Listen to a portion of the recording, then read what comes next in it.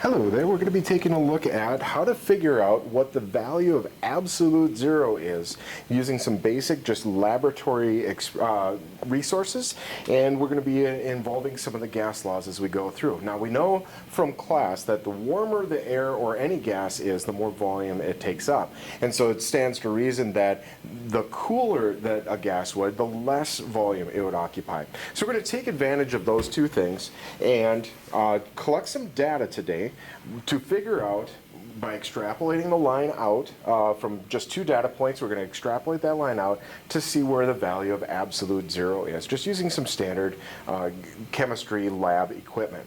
So what I've got here is a beaker of water, okay? And this water is going to be, it's really close to boiling. In fact, I want to keep an eye on that so it doesn't go too quickly, but we want to get that to a boiling point. And I've got a standard Celsius thermometer inside here to keep a track of what that temperature is as it boils.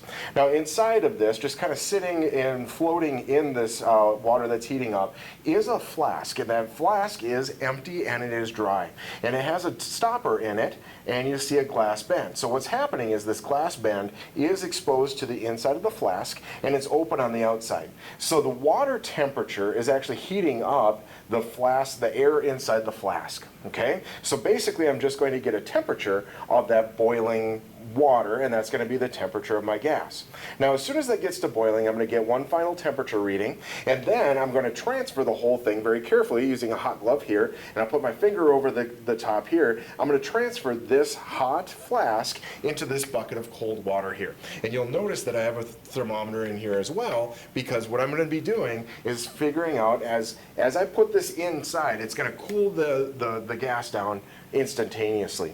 And I'm going to keep that submerged until the flask itself is about the same temperature as the water. And it'll take about 10 minutes to do that. As it's cooling, however, I want to keep this open end of the glass tube down in the bucket of water, because as the gas cools, we know it's going to contract, it's going to take up a less volume, and the question is how much less volume. And so what's going to happen is it's going to create a vacuum, and it's going to suck in a certain volume of water, okay, through that one opening. And so what I'll do is I'll be able to tell what the volume of the system is when it's hot, and I'll be able to take a look at how much water did it suck in as it cooled. And so I can take the difference of those, my starting volume and my ending volume. I just subtract off your water that you collected that got sucked in as it cooled, and I can figure out how much gas is actually in there. So in doing that, we have to figure out, first of all, how much was sucked in, and then I have to go back and figure out how much was total in this system. Okay, so as we see, this has reached my boiling point. I don't want it to boil over. And so I'm going to get that nice and hot. And I'm noting that the temperature right now is at a 97 degrees Celsius. In fact, it's a 97.2. So I'll take note of that. Now what I'm going to do is I'm going to move this over quickly into my bucket, get everything ready. And so I'm going to transfer it over. I put my finger over the top, 97.2. Now I'm going to be cooling it down right away. Get this? Okay, so the flask is inside the bucket of water, and the key to all of this is making sure that the glass band is on the inside of the bucket, okay? It's in the water, so as it's cooling down, it's actually sucking in a volume of water with it. So I'll check back with you, and I'll get you the data that tells you how much water was sucked in. We'll take a look at how much water was in the, how much volume was in the entire system. We'll take a look at how much water was sucked in.